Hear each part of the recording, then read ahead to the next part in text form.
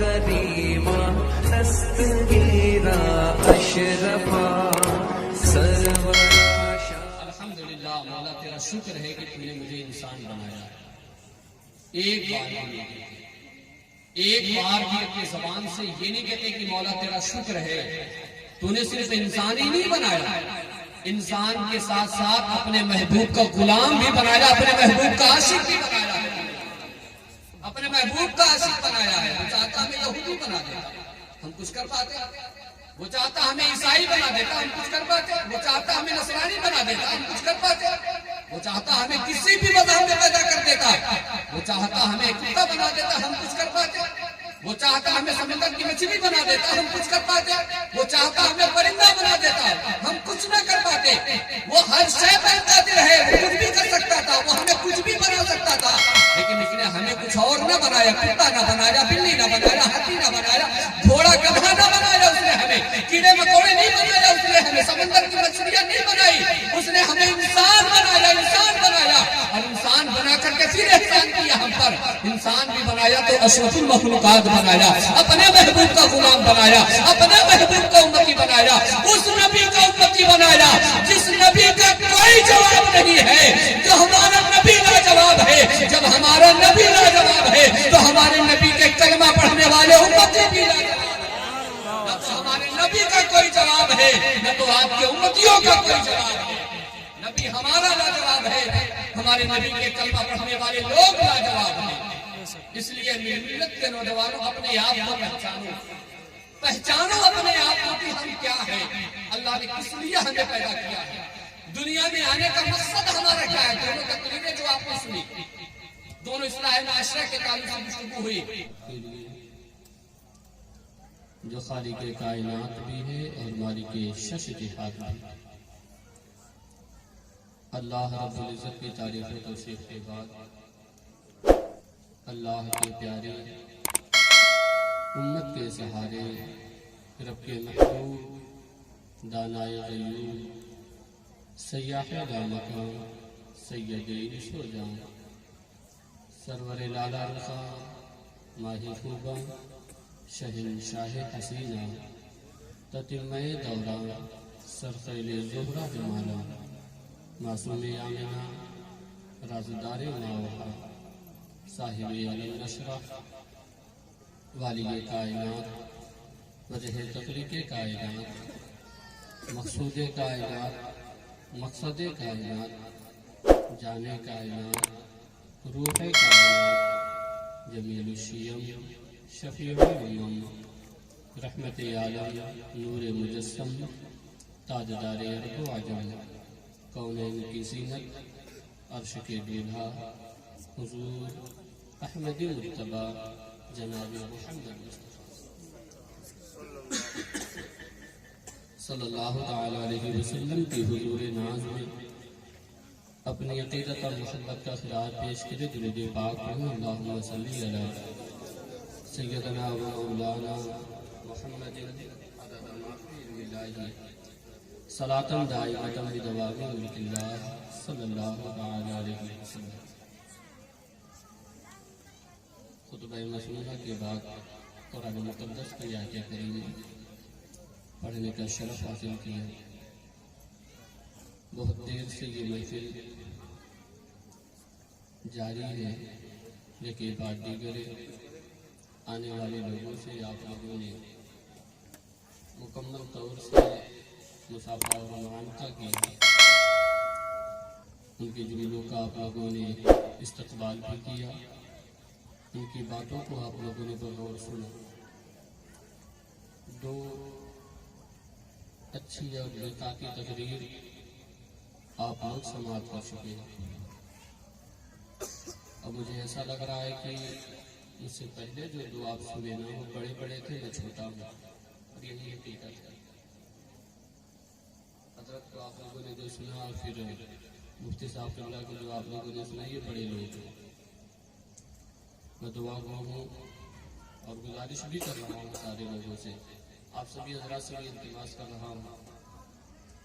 میں دنیا کا سب سے بڑا گنہگار ہوں. یہ احسان آپ لوگوں کا ہے کہ آپ اس لائق سمجھے اور مجھے یہاں کرسی پر بٹھا دیا. باقی میں اس لائق نہیں ہوں.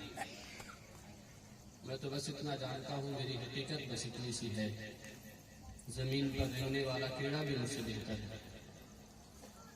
زمین پر رہنے والا کیڑا بھی مجھ سے بہتر ہے.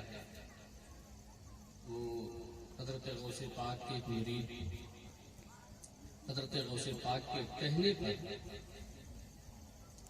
چنگیز خان کے پوتے تگودار خان کے پاس دعوت حق دینے کے لیے گئے. وہ شکار پر گیا ہوا تھا. آپ اس کے کاشانے پر اس کا انتظار کر رہے تھے. بڑا ظالم تھا وہ. یہ چنگیزی جو گزرے ہیں نا بڑے ظالم تھے. مسلمانوں کے نام سے جلتے تھے. داڑھی دیکھ کر کے خون کھولتا تھا. کوئی سامنے آ جاتا اس کا گردن کٹوا دیتا. اس قدر وہ ظالم تھے. تو آپ تو غوث پاک کے کہنے پر گئے تھے. جب شکار سے واپس آیا نا تو دور سے ہی وہ دیکھا کوئی داڑھی والا امامے والا میرے کاشانے پر کھڑا ہے. تو اپنے ساتھیوں سے کہہ رہا ہے کہ وہ ضرور کوئی شکایت لے کر کے آیا ہوگا, لیکن میں پہنچتے ہی اس کے پاس ایسی بات کروں گا, اس سے ایسا سوال کروں گا کہ وہ غصہ ہو جائے گا. اور جیسے ہی میرے سوال پر وہ غصہ کرے گا فوراً میں اس کی گردن کروا دوں گا. آیا, اس کے چیلے بھی اس کے ساتھ تھے, اس کا ایک شکاری کتا بھی اس کے ساتھ تھا. ابھی حضرت غوث پاک کے خلیفہ کچھ کہتے, اس نے کہا کہ ایک بات بتاؤ, تمہارے چہرے پر جو داڑھی ہے یہ داڑھی کے بال اچھے ہیں, خوبصورت ہے, بہتر ہے, یا پھر یہ میرا کتا تم سے تمہارے داڑھی کے بال سے بہتر ہے؟ ہے نا غصے والی بات. کہاں داڑھی اللہ کا نور. کائنات کے سب سے حسین انسان کے چہرے پر داڑھی میرے مصطفیٰ کریم صلی اللہ علیہ وسلم. سوال کیا کر دیا کہ تمہاری داڑھی بہتر ہے یا میرے کتے کی تم بہتر ہے؟ لیکن غوث پاک کے در کے پروردہ تھے. غوث پاک کی بارگاہ میں رہ کر کے تعلیم حاصل کیے تھے. وہ غوث پاک کے پڑھائے ہوئے تھے, وہ سکھائے ہوئے تھے, وہ صابر تھے. وہ صبر کیا. صبر کرنے کے بعد انہوں نے کہا بس اتنی سی بات ہے, تو یہ جاننا چاہتا ہے کہ تیرا کتا اور کتے کے دن بہتر ہے یا میری داڑھی کے بال بہتر ہے؟ کہاں بس بتا دو کہ کیا گیا. تو کیا کہا کہ تیرا یہ جو کتا ہے نا یہ تیرا کتنا وفادار ہے. پلٹ کر کے سوال کیا کہ تیرا یہ کتا کتنا وفادار ہے تیرا, تاکہ میرا کتا کتنا وفادار ہے. اگر میں اسے اشارہ کروں نا تو سامنے جانے والا انسان یہ اسے چیر پھاڑ ڈالے, اس کی جان لے, اتنا وفادار ہے میرا یہ کتا. غوث پاک کے خلیفہ نے کہا کہ تو اس کا مالک ہے, یہ تیرا غلام ہے. تیرا کتا جتنی وفاداری تیری کر رہا ہے, اگر میں اپنے رب کا اتنا وفادار ہوں تو پھر میرے داڑھی کے بال بہتر ہے, اور اگر میں اپنے رب کا وفادار نہیں تو پھر تیرا کتا ہی بہتر ہے. اگر میں اپنے رب کا وفادار نہیں تو پھر تیرا کتا بہتر ہے, کتے کی دن بہتر ہے. ہر بندے کو چاہیے کہ وہ اپنے مالک کا وفادار ہو. ہر بندے کو چاہیے, ہر غلام کو چاہیے کہ وہ اپنے آقا کا وفادار بنے. بیٹھے تھوڑی دیر بیٹھے, باتیں میری بڑی سنجیدہ سی ہوگی, لہجہ میرا تھوڑا سادہ سا رہتا ہے, لیکن انشاءاللہ تبارک و تعالیٰ جب تک رہوں گا جو باتیں کروں گا دین اور اللہ اور اس کے رسول کی ہی کروں گا. آیت کریمہ جو میں نے پڑھی اس کا ترجمہ آپ لوگ سنیں. اللہ نے جس دین جس مذہب کو پسند کیا نا, اللہ کے نزدیک جو دین ہے اگر کوئی دین اللہ کے نزدیک تو وہ اسلام ہے. اگر کوئی مذہب اللہ کے نزدیک ہے تو وہ اسلام ہے.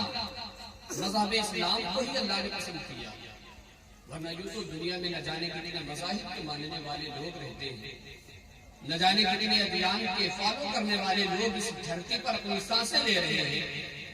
سارے مذہبوں کو، سارے دینوں کو اللہ نے پسند نہیں فرمایا، ایک دین، ایک مذہب کو اللہ نے پسند فرمایا، اور وہ ہے مذہب اسلام۔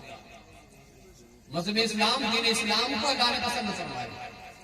اس کا احسان ہے، احسان ہے اس کا۔ وہ چاہتا تو ہمیں کسی اور دین میں پیدا کر دیتا، وہ چاہتا تو ہمیں کسی اور مذہب میں پیدا کر دیتا، وہ تو ہر شے پر قادر ہے نا، وہ کچھ بھی کر سکتا تھا۔ لیکن یہ ہماری زبانیں جو ہے نا، اللہ کے شکر سے آج خالی ہے۔ پورا پورا دن گزر جاتا ہے، پوری رات گزر جاتی ہے، ایک بار بھی اپنے زبان پر یہ نہیں لاتے الحمدللہ مولا تیرا شکر ہے کہ تو نے مجھے انسان بنایا۔ ایک بار بھی نہیں کہتے، ایک بار بھی اپنے زبان سے یہ نہیں کہتے کہ مولا تیرا شکر ہے تو نے صرف انسان ہی نہیں بنایا، انسان کے ساتھ ساتھ اپنے محبوب کا غلام بھی بنایا، اپنے محبوب کا عاشق بھی بنایا ہے، اپنے محبوب کا عاشق بنایا ہے۔ وہ چاہتا ہمیں یہودی بنا دیتا، ہم کچھ کر پاتے؟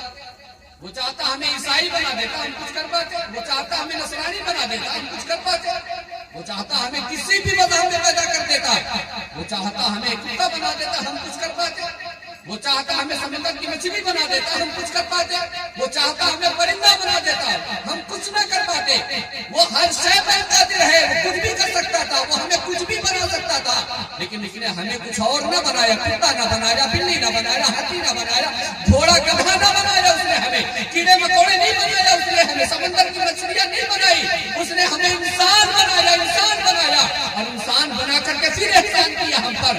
انسان بھی بنایا تو اشرف المخلوقات بنایا، اپنے محبوب کا غلام بنایا، اپنے محبوب کا امتی بنایا، اس نبی کا امتی بنایا جس نبی کا کوئی جواب نہیں ہے، جو ہمارا نبی لاجواب ہے۔ جب ہمارا نبی لاجواب ہے تو ہمارے نبی کے کلمہ پڑھنے والے امتی بھی لاجواب ہے۔ نہ تو ہمارے نبی کا کوئی جواب ہے، نہ تو آپ کے امتیوں کا کوئی جواب ہے۔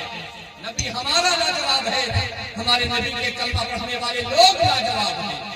اس لیے ملت کے نوجوانوں اپنے آپ کو پہچانو، پہچانو اپنے آپ کو کہ ہم کیا ہیں، اللہ نے کس لیے ہمیں پیدا کیا ہے، دنیا میں آنے کا مقصد ہمارا کیا ہے۔ دونوں تقریریں جو آپ نے سنی، دونوں اصلاح معاشرہ کے تعلق سے گفتگو ہوئی، میں روم میں بیٹھا سن رہا تھا، اصلاح معاشرہ کے تعلق سے ہمیں اپنے اندر اصلاح لانا ہے، ہمیں اپنے اندر بدلاؤ لانا ہے، ہمیں اپنے آپ کو بدلنا ہے، اپنی فکر، اپنی سوچ، اپنے خیالات کو بدلنا ہے، اپنے معاشرے کو بدلنا ہے، اپنے گاؤں کو بدلنا ہے، اپنے محلے کو، اپنے شہر کو بدلنا ہے، ہمیں بدلنا ہے۔ ہم بہت بگڑ چکے ہیں، ہم مسلمان ہیں، مسلمان کے ساتھ ساتھ ہم مومن ہیں۔ مومنوں کا کام کیا ہوتا ہے، مومنوں کو کرنا کیا چاہیے، ہماری ڈیوٹی کیا ہے، اللہ نے ہماری ڈیوٹی کیا لگائی ہے۔ وما خلقت الجن والانس الا لیعبدون، اللہ تبارک و تعالیٰ نے قرآن مقدس میں فرما دیا، بتا دیا، ہم نے جنوں اور انسانوں کو اللہ کی عبادت، اپنی عبادت کے لیے پیدا کیا ہے، اپنی عبادت کے لیے ہم نے پیدا کیا ہے۔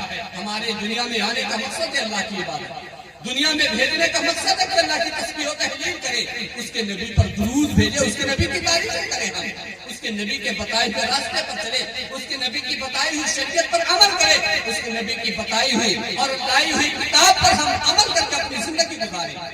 لیکن آج اگر دیکھا جائے تو ہم دین سے دور چلے گئے، قرآن سے دور چلے گئے ہیں، نماز سے دور چلے گئے ہیں۔ میں نے ابھی کلمہ پڑھی نا، ان الدین عند اللہ الاسلام، اللہ نے اگر کسی دین، کسی مذہب کو پسند کیا ہے تو وہ مذہب اسلام۔ یہ مذہب اسلام جس میں ہم سانسیں لے رہے ہیں، یہ ہم سے چاہتا ہے، کچھ مانگ رہا ہے ہم سے۔ اسلام کے دامن میں پیدا ہونے والوں ہو، میرے قوم کے جیاروں، غیور مسلمانوں، ایسا نہیں کہ صرف پیدا ہو گئے مسلمان والا نام رکھ دیا تو پھر تم پر کوئی اور ذمہ داری نہیں، کوئی اور فرض نہیں ہے۔ بہت سارے فرائض ہم پر ہیں، بہت ساری ذمہ داریاں ہم پر ہیں، ہم مسلمان ہیں۔ اللہ تبارک و تعالیٰ نے ہماری ڈیوٹی لگا دی، ایک قانون بنایا، ایک سسٹم بنایا اللہ تبارک و تعالیٰ نے دنیا بنانے کے بعد، ایک سسٹم بنایا اللہ نے۔ میں مثال کے طور پر کہا کرتا ہوں لوگوں کے ذہن کو سمجھانے کے لیے، ذہن میں بات بٹھانے کے لیے میں یہ بات کہا کرتا ہوں، اتنی بڑی دنیا رب نے بنائی، اتنی بڑی دنیا، تو اللہ نے اس دنیا کا کوئی قانون بنایا ہے کہ نہیں بنایا؟ تو ہر کوئی کہے گا کہ اللہ نے دنیا کا قانون بنایا ہے۔ دنیا یوں ہی نہیں چل رہی ہے، قانون سے چل رہی ہے۔ ایک انسان دنیا دار ایک چھوٹا سا کالج، چھوٹا سا اسکول، چھوٹی سی یونیورسٹی بنائے تو وہ اس کے کچھ قانون بناتا ہے، چھوٹی سی فیکٹری بنائے تو اس کا کچھ قانون بناتا ہے۔ ہر اسکول، ہر کالج، ہر یونیورسٹی، ہر فیکٹری کا کچھ قانون ہے، اس کے اپنے کچھ رولز ہیں.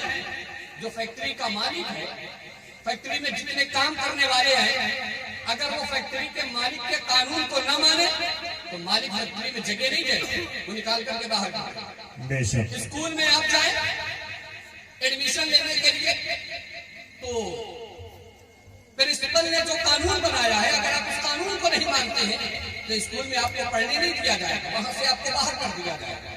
تو دنیا دار نے چھوٹا چھوٹا جو کچھ بھی بنایا سب کا قانون بنا دیا.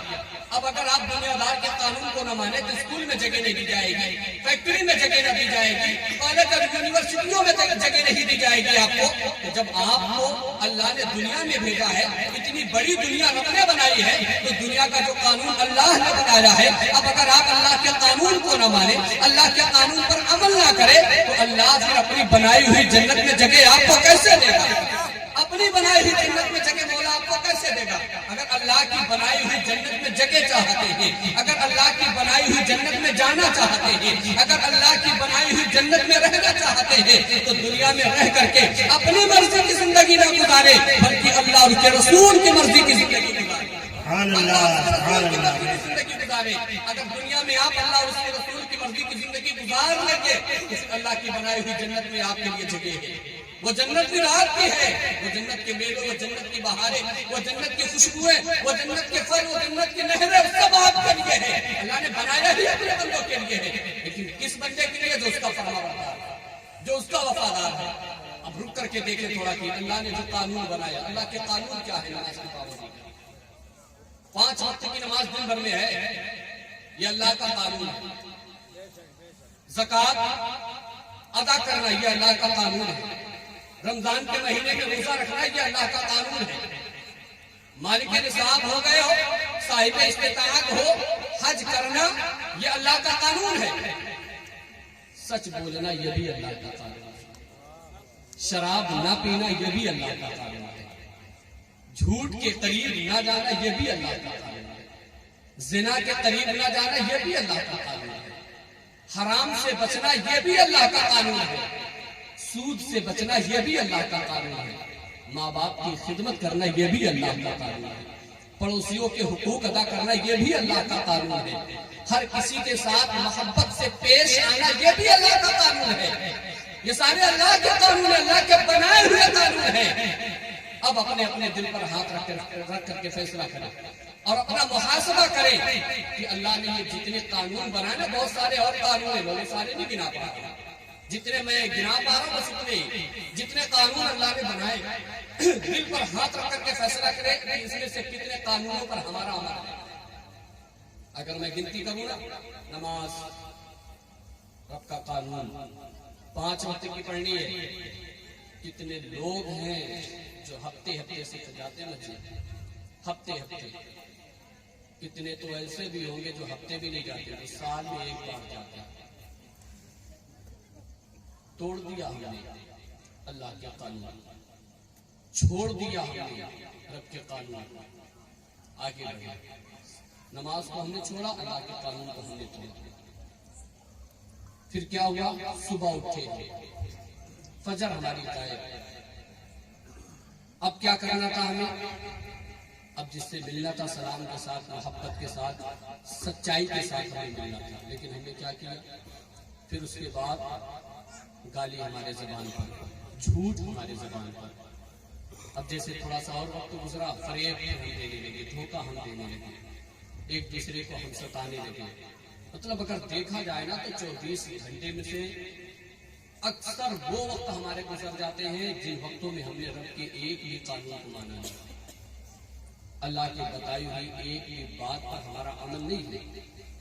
24 گھنٹے میں سے روزانہ ہر دکاندار اپنی دکان کا حساب ضرور کرتا ہے، غلہ ضرور چیک کرتا ہے شام میں. ہر بزنس مین مہینے میں، ہفتے میں وہ اپنا جو ہے نا حساب لگاتا ہے کہ اس مہینے میں میرا فائدہ ہوا کہ نہیں فائدہ ہوا. ہر دکاندار دیکھتا ہے غلہ کی آج کتنا آیا ہے. آج اگر 100 آیا تو 90 آ گیا تو افسوس کرتا ہے، یار آج تو 10 کا گھاٹا ہو گیا ہے. کاش ہر انسان بستر پر جانے کے بعد روزانہ اپنے پورے دن کا حساب کرے کہ آج میں نے کتنی نیکیاں کی ہے، آج میں نے گناہ کتنے کیے ہیں۔ بے شک سبحان اللہ۔ کل میں نے کتنی نیکیاں کی تھی، آج میں نے کتنی کی ہے۔ کل کتنے وقت کی نماز میں نے پڑھی تھی، آج کتنے وقت کی نماز میں نے پڑھی۔ کل کتنی بار میں نے سچ بولا تھا، آج کتنی بار میں نے جھوٹ بولا ہے۔ کل کتنی بار میں نے ماں باپ کی اطاعت کی تھی، ماں باپ کی فرما برداری کی تھی، ان کے ہر بات میں مانا تھا، ان کے حکم کی تعمیل کی تھی۔ آج کتنی بار میں نے ماں باپ کے فرمانوں کو ٹالا۔ یہ بھی حساب کر لیا کرے۔ کاش اگر انسان اپنا یہ محاسبہ کرنا شروع کر دے نا، پھر اس کے اندر بدلاؤ آ جائے گا، وہ انسان بدل جائے گا، بدل جائے گا وہ انسان۔ اچھا ہم رک کر کے کہیں کہ ہم اپنا محاسبہ کیوں نہیں کرتے؟ آخر ہم دین کے قریب کیوں نہیں آ رہے؟ دین سے دور کیوں جا رہے ہیں؟ ایک بڑا درد لے کر کے آیا۔ بس تھوڑی سی بات کروں، پھر بات اس کے بعد میں کروں۔ آج دیکھیں نا ہمارے معاشرے میں سب سے بڑی برائی جو مجھے ابھی دکھ رہی ہے نا، وہ کیا کہ ہماری بچیاں، ہمارے گھر کی شہزادیاں، ہماری اپنی بیٹیاں، پھول جیسی بیٹیاں ہماری، وہ پیار کے نام پر، عشق کے نام پر غیروں کے ساتھ جا کر کے شادیاں کر رہی ہیں۔ یہ سال 2 سال کی بات ہے، اتنے عرصے میں کم سے کم 40-50 ہزار مسلم شہزادیاں جا کر کے غیروں کے ساتھ شادیاں کی۔ یہ وہ 40-50 ہزار ہیں جن کا ریکارڈ ہے، جو ان ریکارڈ ان کی بات نہیں کرتا، جو ریکارڈ میں ہے یہ ان کی بات کر رہا ہے۔ کیا دل نہیں دکھتا ہے؟ تکلیف نہیں ہوتی ہے؟ ہماری اپنی بیٹی جب گھر سے جاتی ہے، ہماری اپنی بہن جب گھر سے جاتی ہے، پورا گھر ماتم بن جاتا ہے۔ اچھا سوشل میڈیا پر، اخباروں میں یہ خبریں ہم پڑھ لیتے تو ہم یہ سوچتے نا کہ یہ تو فلاں شہر کی بات ہے، فلاں جگہ کی بات ہے، ہمارے گھر کی بات تھوڑی ہے۔ جو آگ لگی ہے وہ ہمارے گھر تک بھی پہنچے گی، جو آج لگی ہے وہ ہمارے گھر تک بھی پہنچے گی۔ اگر ہم نے اس آگ کو نہ بجھایا نا تو ایک دن وہ بھی آئے گا کہ ہمارا گھر بھی ہمارے نظروں کے سامنے جلے گا، ہمارا گھر ہمارے نظروں کے سامنے جلے گا۔ ہماری بیٹیاں، ہماری شہزادیاں، ہماری بہنیں ہمارے نظروں کے سامنے جا کر کے غیروں سے شادیاں کریں گی۔ بڑے پیسے خرچ کرتے ہیں آپ لوگ جلسے میں، میں یہ نہیں کہوں گا کہ آپ جلسے نہ کریں،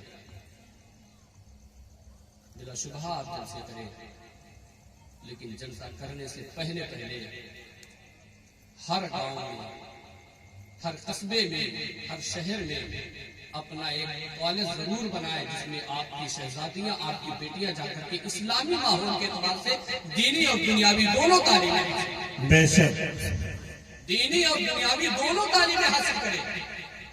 کچھ دنوں پہلے آپ نے سنا ہوگا کہ پردے میں جو بچیاں ہماری گئی تھی پڑھنے کے لیے، انہیں کلاس سے باہر کر دیا گیا۔ کئی دنوں تک وہ پردے میں جاتی رہی اور انہیں باہر کر دیا گیا، اسکول میں جگہ نہیں تھی کہ کہا کہ اگر حجاب میں آتی ہو، پردے میں آتی ہو تو تمہیں پڑھنے نہیں دیا جائے گا۔ کیوں کہا گیا معلوم ہے؟ کیونکہ وہ کالج اپنا نہیں ہے، وہ کالج اپنا نہیں ہے، وہ غیروں کا ہے۔ ظاہر سی بات ہے جب مالک غیر ہے تو جیسے چاہے گا وہ ویسے قانون بنائے گا، ویسے لوگوں کو رکھے گا۔ کاش اگر ہمارا اپنا کوئی کالج ہوتا تو پھر ہم کبھی نہ کہتے کہ تم بغیر پردے کے آؤ، جیسے اس نے باہر نکالا تھا ہم جاتے اور اپنے بچیوں کو، اپنے شہزادیوں کو، اپنے پھول جیسی بیٹیوں کو پکڑ کر کے لاتے، وہاں سے نکالا ہے، آؤ ہمارے کالج میں تمہارے لیے جگہ ہے، جتنے پردے کے ساتھ آنا چاہتی ہو آؤ اتنے پردے کے ساتھ، اور جہاں پردے میں رہ کر کے اسلامی ماحول، اسلامی تہذیب، اسلامی کلچر میں رہ کر کے دین بھی پڑھو، تم دنیا بھی پڑھو، دین اور دنیا دونوں یہاں سے۔ بے شک سبحان اللہ سبحان اللہ۔ ہمارا اپنا کوئی اپنا اسکول نہیں ہے، کوئی کالج نہیں ہے ہمارا، بہت سارے پیسے ہمارے پاس، بڑی زمینیں ہمارے پاس ہیں۔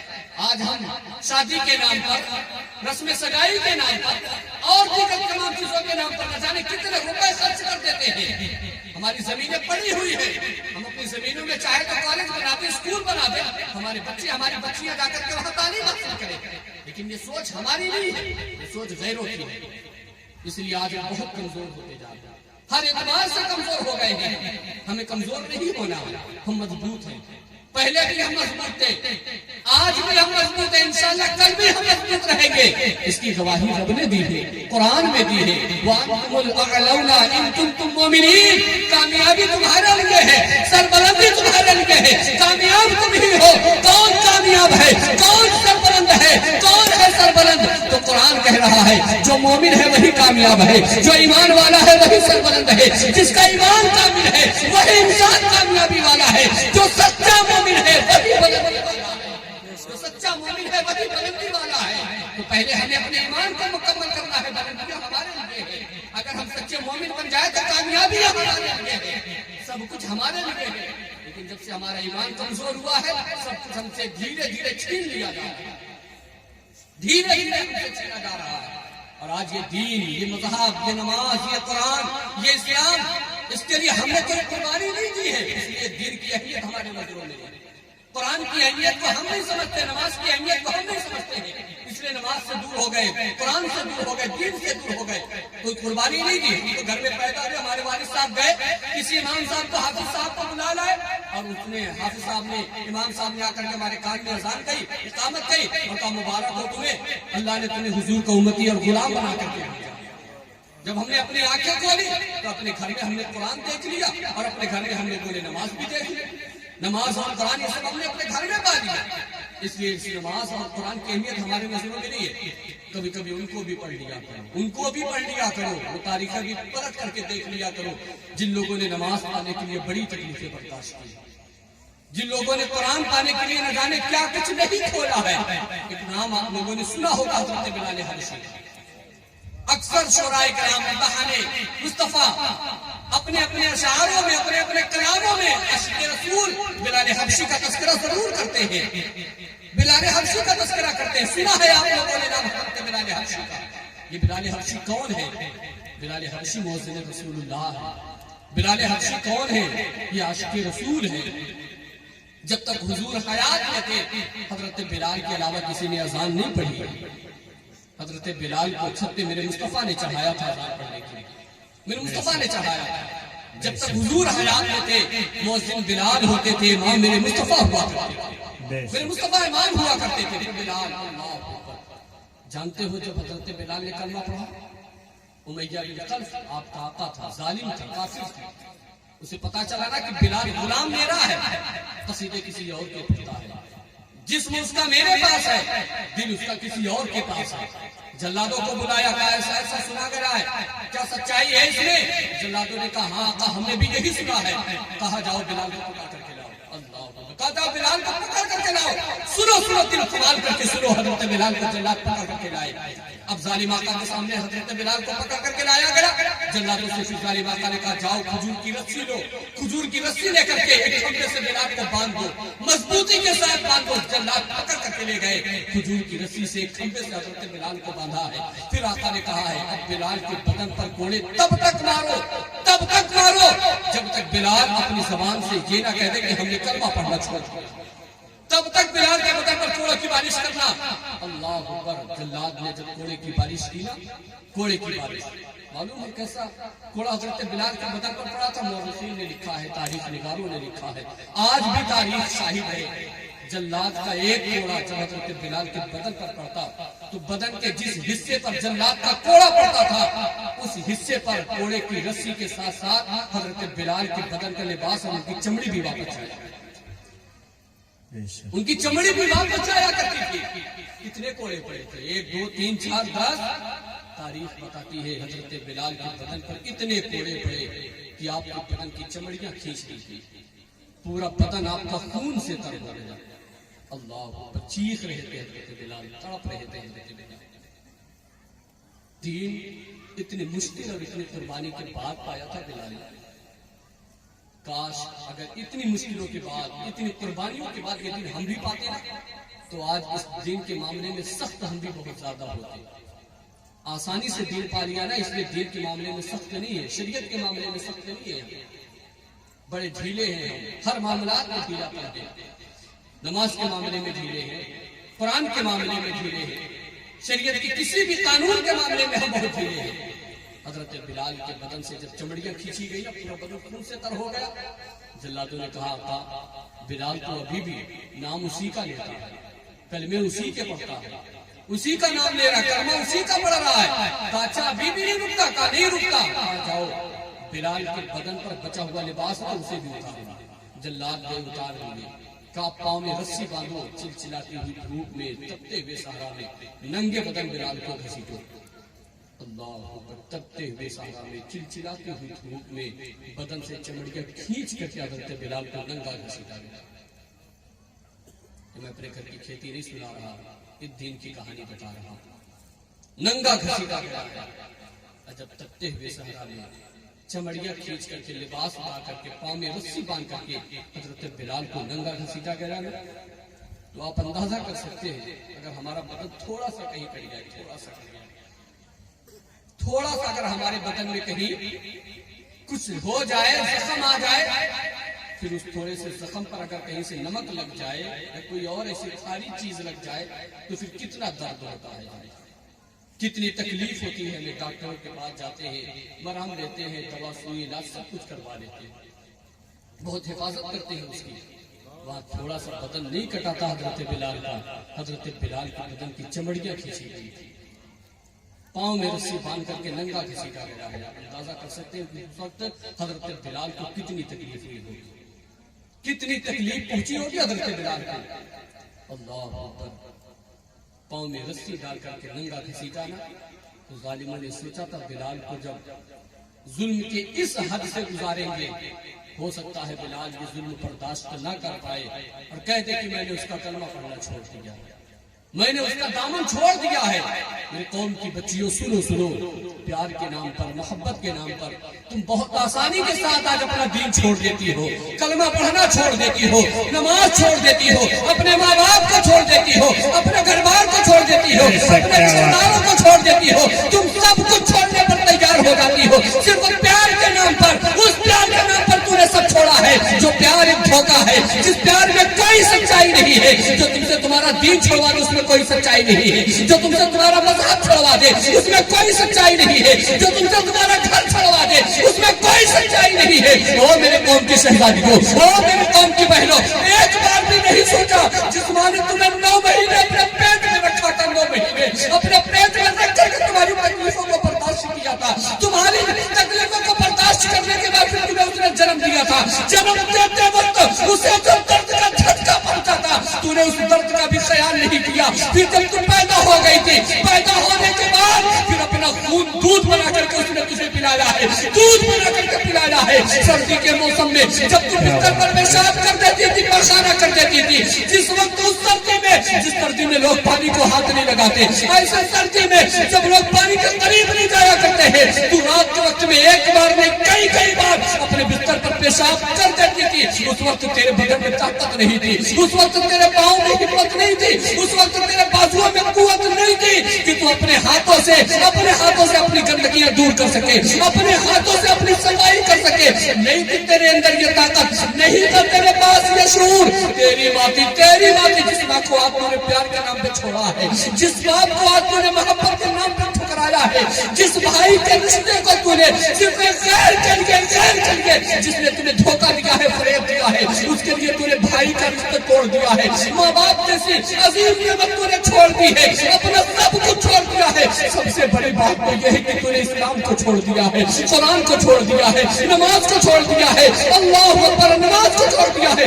رسول پاک صلی اللہ تعالی علیہ وسلم کا کلمہ تو نے چھوڑ دیا ہے. کلمہ چھوڑ دے. تو کیا سمجھتی ہے کہ دنیا کے وہ میرا عاشق سب سے حسین ہے؟ نہیں، میرے محبوب جیسا حسین دنیا میں کوئی نہیں ہے. اسلام جیسا سچا مذہب دنیا میں کوئی نہیں ہے. قرآن جیسی عظیم کتاب دنیا میں کوئی نہیں ہے. دنیا میں کوئی اگر سچا ہے تو وہ میرے مصطفیٰ کی ذات ہے. دنیا میں اگر کوئی کتاب ہے جو لاجواب ہے تو وہ میرے مصطفیٰ جو کتاب لے کر کے آئے ہیں وہ قرآن ہے. نہ تو میرے مصطفیٰ کا جواب ہے، نہ تو میرے مصطفیٰ کی لائی ہوئی کتاب کا کوئی جواب ہے، نہ تو میرے مصطفیٰ کا لایا ہوا دین، اس دین کا کوئی جواب ہے. ہمارا نبی سب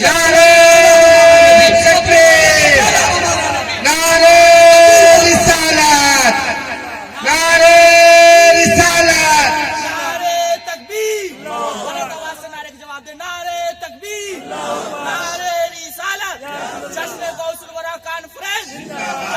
الورا کانفرنس आवाज नारे तकबीर। अल्लाह अकबर। सबसे आला वो औला हमारा नबी, सबसे बाला वो आला हमारा नबी, बेशक अपने बेशक मौला का प्यारा हमारा नबी, दोनों आलम का दूल्हा हमारा नबी, सारे अच्छों में अच्छा समझिए जिसे, है उस अच्छा से अच्छा हमारा नबी, सारे ऊंचों में ऊंचा समझिए जिसे, है उस ऊंचे से ऊंचा हमारा नबी, सारे सच्चों में सच्चा समझिए जिसे, है उस सच्चे से सच्चा हमारा नबी। कौन देता है, कौन देता है, देने को मुंह चाहिए, देने वाला है सच्चा हमारा नबी। गमज़दों को रज़ा मुस्ततीजे की है, गमज़दों को रज़ा मुस्ततीजे की है, बेकसों का सहारा बेशक सुभान अल्लाह सुभान मुस्ततीजे की है, बेकसों का सहारा हमारा नबी। जिस दिन को तूने छोड़ा है उस दिन से अच्छा कोई दिन नहीं है दुनिया में, जिस नबी को तूने छोड़ा है उस नबी से बेहतर दुनिया में कोई रहबर नहीं है, कोई रहनुमा नहीं है। बहुत बड़ी गुस्ताखी है, बहुत बड़ी ये गलतफहमी है तुम्हारी। लेकिन आज हमारे अंदर इसके बारे में कोई फिक्र नहीं है कि हमारी बेटियां जा रही हैं, हमारी बहनें जा रही हैं, हम क्या कुछ करें कि हमारी बेटियां रुक जाएं, हमारी बहनें रुक जाएं, वो गैरों के साथ न जाएं, वक्त पर शादियां करें, स्कूलों का, कॉलेजों का, यूनिवर्सिटियों का इंतजाम करें, अपने बच्चियों की तालीम के लिए इंतजाम करें, अपने बच्चों की पढ़ाई के लिए इंतजाम करें। लेकिन ऐसा कुछ भी नहीं। देखिए हजरत बिलाल को लेकर मैं बात कर रहा था, बात की ओर चली जाती। हजरत बिलाल को जब घसीटा ना जालिमों ने, सोचा था बदल देगा, छोड़ देगा, नहीं छोड़ा हजरत बिलाल ने। जालिमों ने कहा बिलाल अभी भी वही तेवर है, कहा वही तेवर है, कहा इतने जुल्म के बाद भी वही तेवर है, कहा वही तेवर है। हजरत बिलाल ने कहा जालिमों तुम्हें जो करना है, जो करना है तू वो कर ले। बिलाल बिलाल के बदन में जब तक ये जान है तब तक ये जान मोहम्मद के नाम पर सुभान अल्लाह सुभान अल्लाह। जब तक ये जान है तब तक ये जान मोहम्मद के नाम पर कुर्बान है। जब तक बिलाल के बदन में खून का एक कतरा बाकी रहेगा तब तक बिलाल नामे मोहम्मद पुकारता रहेगा, तब तक बिलाल अपने नबी का नाम लेता रहेगा। अब जल्लादों ने आकर के जालिमा को बताया, कहा भैया बिलाल तो अभी भी नहीं छोड़ता है, बिलाल अभी भी नाम उसी के ले रहा है, बिलाल अभी भी कसीदा उसी के पढ़ रहा है, बिलाल अभी भी तारीफें उसी की कर रहा है। जालिमा ने कहा जाओ बिलाल को पकड़ो, और पकड़ने के बाद दहकते हुए शोलों पर उसे नंगा लेटा दो, दहकते हुए शोलों पर उसे नंगा लेटा दो। जल्लादों ने पकड़ा बिलाल को, लेकर के गए, दहकते हुए शोलों पर हजरत बिलाल को नंगा लेटाया। अल्लाह को जब दहकते हुए शोलों पर हजरत बिलाल को नंगा लेटाया ना, तो हजरत बिलाल के बदन की चर्बियां पिघल पिघल करके गिरने लगी, आपके बदन की बोटियां कट कट के गिरने लगी। अल्लाह आप सोचे, जरा सोचे, तसव्वुर करें कि उस वक्त अगर हम होते तो फिर क्या हाल होता, कितनी तकलीफ होती होगी हजरत बिलाल को, कितना दर्द पहुंचा होगा हजरत बिलाल को। अक्ल तो ये कहती है कि बिलाल इस वक्त रो रहे हैं, चीख रहे होंगे, चिल्ला रहे होंगे, अपनी चीखों से आसमान सर पे उठा रहे होंगे। लेकिन हजरत बिलाल उस वक्त भी चीखे नहीं, हजरत बिलाल उस वक्त भी रोए नहीं, आप मुस्कुरा रहे थे।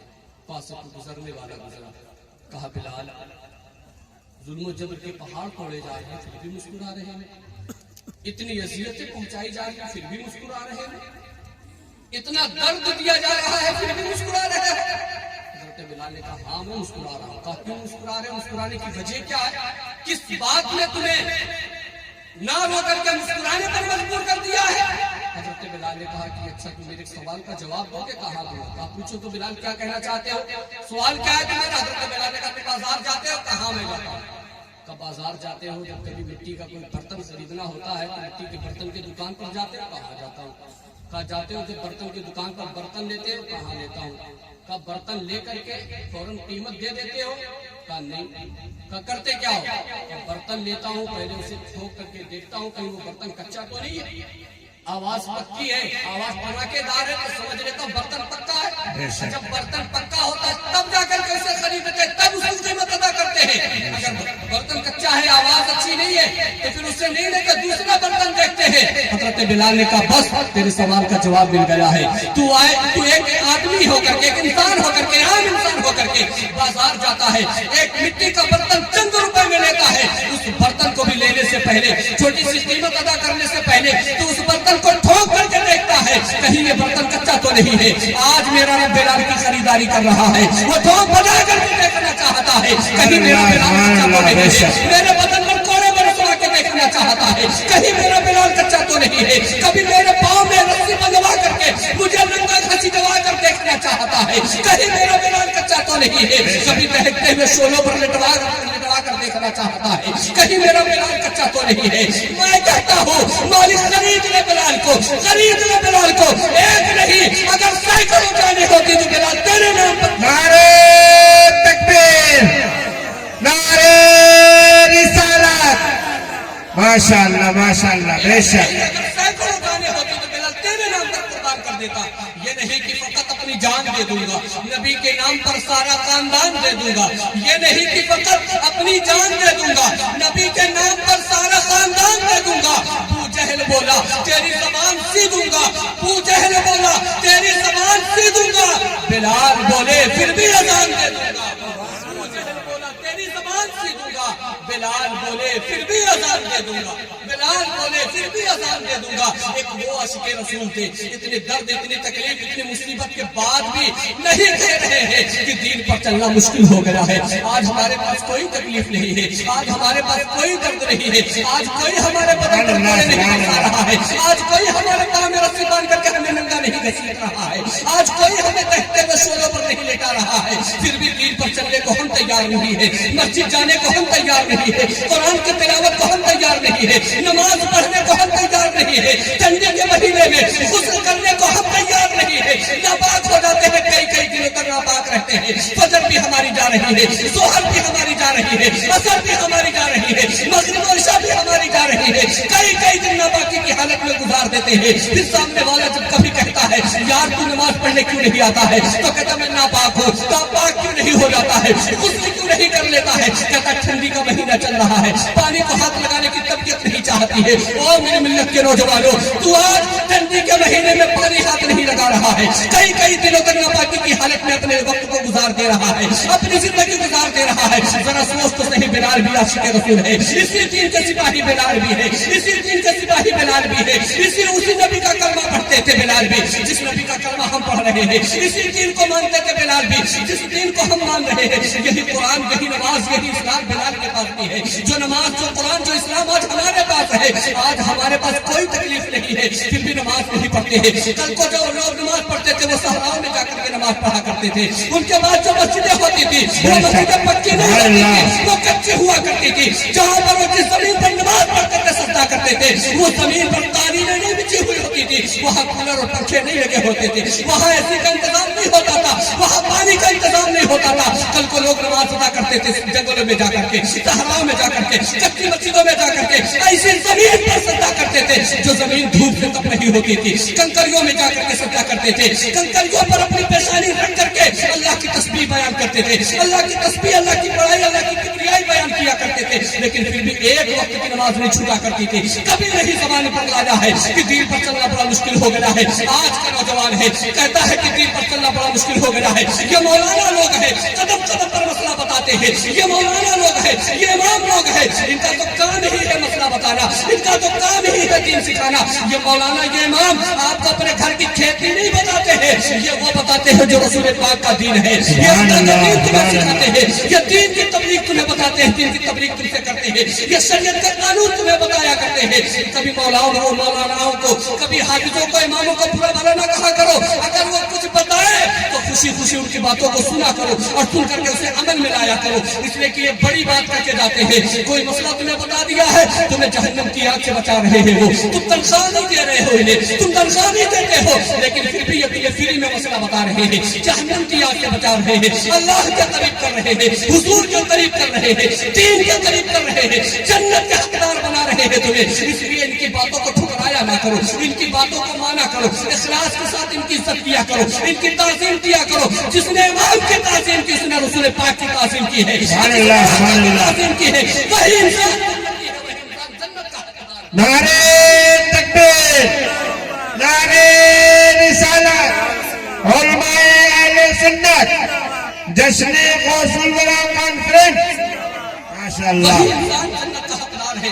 یہ تو میں نے صرف صرف ایک کہانی ایک بات آپ کو بتائی ہے حضرت بلال کا صرف ایک قصہ میں نے چھیڑا ہے آپ سوچیں ذرا سے کتنا دردناک حضرت بلال کا یہ واقعہ ہے کتنا دردناک حضرت بلال کا یہ قصہ ہے یہ صرف ایک کہانی میں نے چھیڑی ہے ایسے نہ جانے کتنی کہانیاں اسلام کے دامن میں پڑی ہوئی ہے ایسے نہ جانے کتنی کہانیاں اسلام کے تاریخ کے اوراق میں پڑی ہوئی ہے صرف ایک میں نے چھیڑا ہے اتنا دردناک واقعہ ہے اور ذرا ایک اور سنتے چلو دل کو سنبھالو وقت بہت زیادہ نہیں ہے یہ حضرت بلال ہے انہوں نے دین کے لیے اتنی قربانیاں دی ہے پھر ہمارے حضور نے کتنی قربانیاں دی ہمارے حضور نے کتنی تکلیفیں برداشت کی ہے اللہ کو جب مکے والوں نے انکار کر دیا مکے والوں نے انکار کر دیا طائف چلے گئے